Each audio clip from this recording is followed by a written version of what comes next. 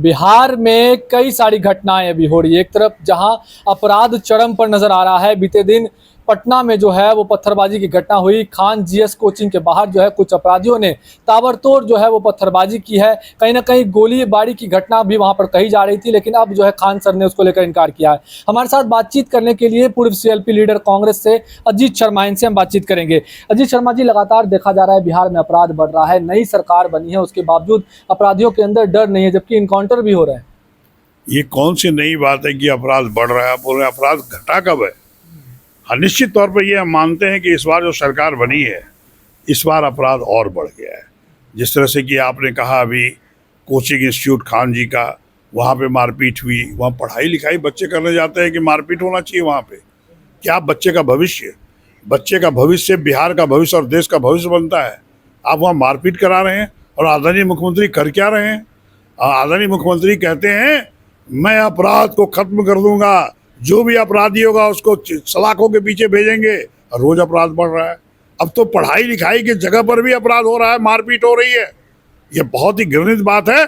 मैं आपके माध्यम से आदरणीय मुख्यमंत्री से आग्रह करूंगा, अगर आप बिहार का भविष्य जानते हैं और मुख्यमंत्री आप बने हैं, निश्चित तौर पर अपराध को रोकिए। एक भी घटना ऐसा ना बटे हो ताकि बच्चे का भविष्य अंधकार में जाए। इनकाउंटर को किस तरह से देखते हैं? लगातार कह रहे हैं, सरकार कह रही है कि जो अपराध कर रहे हैं इनकाउंटर भी हो रहा है। नहीं, कोई इनकाउंटर नहीं हो रहा है। बिल्कुल अपराध बढ़ते जा रहा है। सच्चाई यही है कि अपराध चरम सीमा पर है बिहार में। अगर माननीय मुख्यमंत्री जी चश्मा पहने और आईना से देखे बढ़िया से, तो उनको दिखाई पड़ेगा। और मैं इनसे आग्रह करूंगा, पदाधिकारी भी आपके अपराध को रोकने में असक्षम हैं। जो पदाधिकारी नहीं रोक सकते हैं उनमें माननीय मुख्यमंत्री जी कड़ी से कड़ी कार्रवाई करिए, नहीं तो जनता आपको माफ नहीं करेगी। जो घटना हुई है कल रात, उसके बाद से छात्रों के अंदर भी डर का माहौल है, क्योंकि पहले भी इस तरह की घटना खान सर के कोचिंग के बाहर हो चुकी है कि वहां पर अपराधी पहुंचते हैं, तोड़फोड़ करते हैं। कल रात भी काफी तोड़फोड़ की गई है। नहीं, देखिए, ये कोई डर की बात नहीं है। डर तो बच्चे तो डरेंगे ही। बच्चे होते हैं, कोई बड़े तो है नहीं, समझदार है नहीं, तो पढ़ाई लिखाई करने वाले लोग हैं। जहाँ भी अपराध होगा, मारपीट होगा, तो वहाँ बच्चे डरेंगे और जाने से रुकेंगे, पढ़ाई करने से भागेंगे। यही तो मैं कह रहा हूँ, बिहार का विकास बाधित होगा। माननीय मुख्यमंत्री को चाहिए कि जहाँ भी शिक्षा व्यवस्था चले वहाँ पे कोई भी गुंडागर्दी ना हो, कोई मारपीट ना हो, कोई रोड़ाबाजी ना हो, और अगर होता है तो कड़ी से कड़ी कार्रवाई करने का काम करें।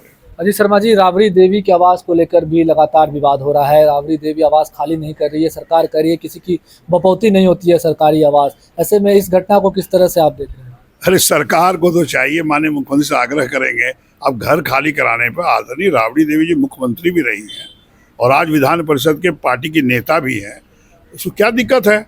और आप तो गरीबों को आवाज़ देने का काम करिए ना, जिनको नहीं मिल रहा है, आप उनके फेरा में लगे हैं। जबकि एक तरफ मुझे सुनने में आया है आदरणीय नीतीश कुमार जी एक अन्य मार्ग जो मुख्यमंत्री का वो खाली कर दिए हैं। फिर आपने 5 देश रत्न मार्ग को भी उसमें मिलाने जा रहे हैं।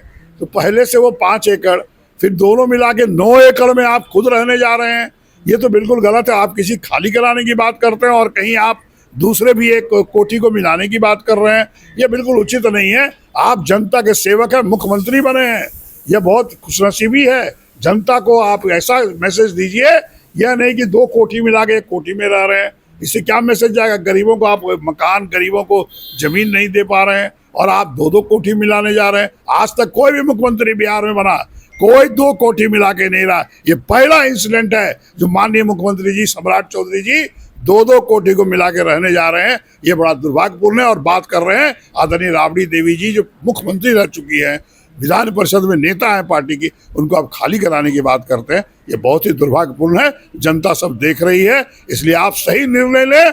जनता आपको सब देख रही है। देखिए, मुख्यमंत्री सम्राट चौधरी ने कहा है कि जल्द ही खाली करवाया जाएगा, तो कहीं ना कहीं पुलिसिया एक्शन आवास के बाहर नजर आ सकता है। राबड़ी देवी भी अड़ी हुई है पूरी तरह से, माहौल क्या बिगड़ भी सकता है? देखिए, माननीय मुख्यमंत्री जी को तो सब पावर है, कुछ भी करा सकता है। मुख्यमंत्री तो मुख्यमंत्री होता है, लेकिन उनको ये सोचना चाहिए कहीं आप 2 कोठी मिला के आप रहना चाहते हैं और कहीं किसी का जो मुख्यमंत्री रह चुकी है और विधान परिषद की नेता भी है पार्टी की, उसको आप हटाना चाह रहे हैं। तो मेरे को लगता है कि ये बिल्कुल गलत है। वह भी नेता हैं, मुख्यमंत्री रही हैं, अभी तो आप नया मुख्यमंत्री बने हैं, इसलिए ये काम उनको नहीं करना चाहिए। क्या होगा नहीं होगा ये मैं नहीं जानता, लेकिन माननीय मुख्यमंत्री तो मुख्यमंत्री हैं, हेड हैं बिहार के, वो तो चाहे कुछ भी कर सकते हैं। लेकिन हमको लगता है कि इस पर कुछ सोचना चाहिए, क्योंकि आदरणीय राबड़ी देवी जी मुख्यमंत्री रह चुकी है, विधान परिषद में पार्टी के नेता हैं, इसलिए अगर ऐसा न कराए तो बेहतर होगा। अच्छा जी शर्मा जी, आखिरी सवाल, एमएलसी का चुनाव भी होना है, उसको लेकर नामांकन भी चल रहा है, कांग्रेस पार्टी का क्या स्टैंड रहेगा महागठबंधन की ओर से? देखिए, ऐसा है कि इसमें 25 सीट के आसपास चाहिए जीतने के लिए। कांग्रेस पार्टी तो अभी मात्र 6 सीट जीती है इस बार। आप जानते हैं कि चुनाव कैसे हुआ, निश्चित तौर पर ये मैनिपुलेटेड चुनाव था, यानी कि जनता ने, जैसे हम यहाँ 3 बार विधायक बने, हम 65,000 वोट, लास्ट बार आप देखोगे 65,000 वोट आया, इस बार मुझे 88,000 से ऊपर वोट आया, उसके बावजूद मैं चुनाव हार गया।